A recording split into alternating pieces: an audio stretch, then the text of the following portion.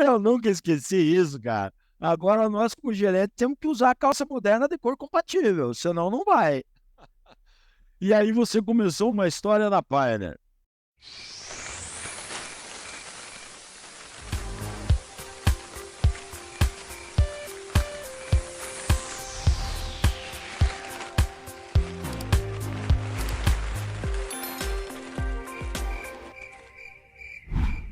Mas eu comecei ali em Na 2000. área, na área de genética, de melhoramento, de pesquisa. Trabalhava eu e o Ralph, Algo responsável pelo melhoramento. Nessa época, acelerado o tal do Halp. a Pioneer estava dividida. Ela tinha o PCC e PD, sabe? Era essa divisão. Um é hoje que eles chamam de commercial breeding, outro é mais desenvolvimento de linhagem. Então o Ralph pegou essa parte de desenvolvimento de linhagem, assim por diante, e eu fazia o PCC. Eu fazia a interação com a área de vendas, com o time do Daniel, Peixoto, Verlan, essa coisa toda. Tá? Tinha várias pessoas ali, então eu fazia esse meio campo ali com eles, né? Foi nessa época que nós identificamos lá o F53, uma genética superior e que alavancou novamente a Pioneer, né? Que ano foi isso, do F53-2? 2002, 2002, eu não sei Sim. bem certo, 2001, 2000, que também tem uma história interessante. Tem muita coisa, mas nós não vamos ter tempo para isso daí. Mas, enfim, aí eu fiquei na Pioneer, né, ali, e também logo em seguida nós fomos para os Estados Unidos. Eu, foi o Peralta, acho que está na Monsanto ainda, né, ali, e o Carlos Basso, né, que hoje está na KWS, não, na Dom Mário, tá?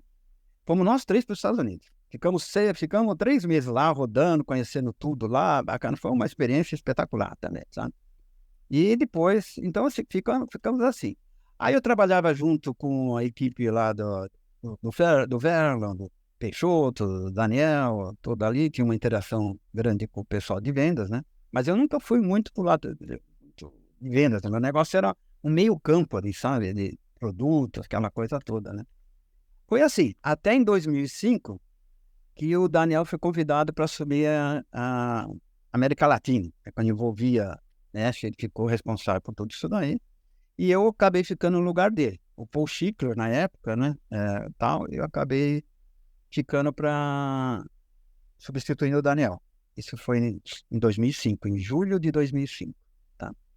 Aí eu mudei de Uberlândia para Santa Cruz do Sul. Por isso que eu te falei, planejamento na carreira é a coisa mais difícil que tem. Nunca imaginei que hoje estaria morando no Rio Grande do Sul. Nunca. Deixa eu fazer uma pergunta, Risse, um pouco mais técnica, né?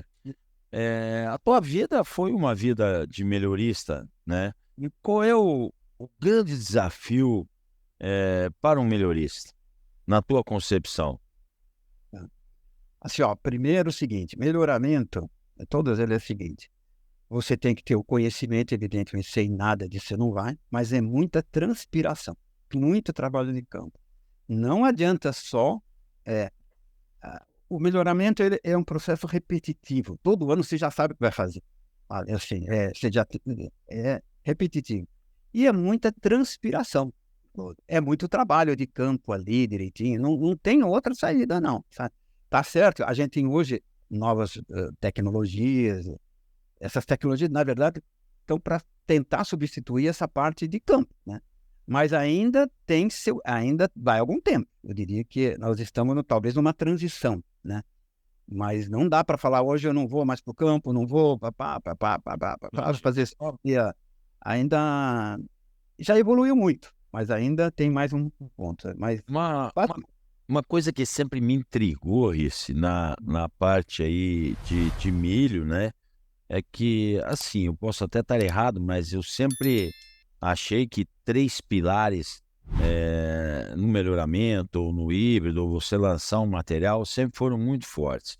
Primeiro, o melhorista está pensando em produtividade, começou a pensar muito forte em ciclo ao longo dos anos, em função de safrinha e tudo isso, e sanidade, porque as doenças vieram avançando de forma vertiginosa ao longo dos anos.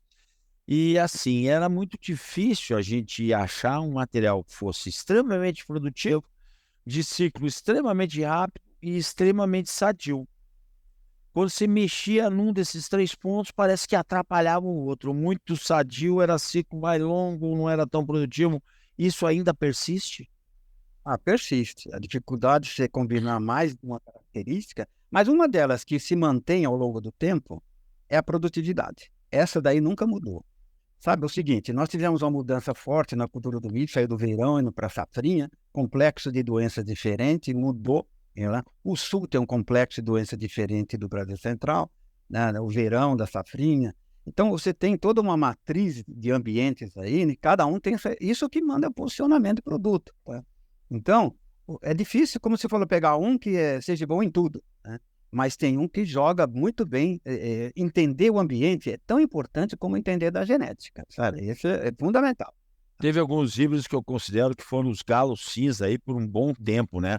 Por exemplo, um 3063 da Pioneer, né? Um Então, F75, né? Um AG9010. E eles reuniam uma proximidade até desses 3 quesitos, né? Que depois acabaram, por razões adversas aí, acabaram saindo do mercado em função de pontos diferentes, né? E a biotecnologia entrou, e hoje, posso também estar enganado isso, mas hoje a gente está falando de, pô, e Vipera 3, e Pro 4, e não sei o quê, e PPP, e Power Core, e a gente vê a cigarrinha vindo e detonando, tendo que fazer com que o cara faça 5, 6, sei lá quantas aplicações de inseticidas visando o controle de cigarrinha. Isso não vem muito a tirar um pouco dessa força da biotecnologia nesse segmento, porque o cara tem que fazer tanta aplicação que essa tecnologia acaba ficando um pouco obsoleta, na tua concepção? eu acho que não. Eu vou falar para você o Uma seguinte, pergunta muito boa para os nossos ouvintes, Luiz. isso, eu acho que não. Acho que a biotecnologia continua tendo grande valor, sabe? E assim, apesar das biotecnologias, vamos falar assim, dos eventos terem perdido a eficácia, não é 100% mais, mas ainda dá um bom controle. Quando você vê lado a lado, né? Convencional, um Pro 2, um Pro 3 ou um Viptra, né? Todos eles, a diferença ainda é grande, tá? A cigarrinha, eu acho que, no fundo, é o seguinte, hoje nós temos materiais muito bem tolerantes à cigarrinha, então acho que isso é importante. Isso fez o seguinte, uma evolução do próprio melhoramento do milho. Hoje, todo o programa está de olho em desenvolver materiais tolerantes à cigarrinha, tá? E a gente tem alcançado isso daí. E esse manejo, a cultura sempre vai existir. Nós estamos num ambiente tropical, sabe? Então é o seguinte, esse manejo de uso de defensivos, não dá para falar assim, fazer uma agricultura tropical, né? Sem o uso dessas tecnologias. Não dá. Nos Estados Unidos ainda é possível fazer, sabe? Porque lá o ambiente é bem diferente. Mas num ambiente tropical, onde nós temos desafios de todo quanto é jeito, sabe? Assim, mudando, nós estamos ainda numa agricultura em evolução, não é estabilizado. Uma hora os solos ainda estão em formação, é cerrado, sem construir, volta. Então, é importante sim essas tecnologias, eu acredito. O fato de você ter que fazer pulverizações, né? E tem que fazer mesmo, não tira o valor da biotecnologia, sabe?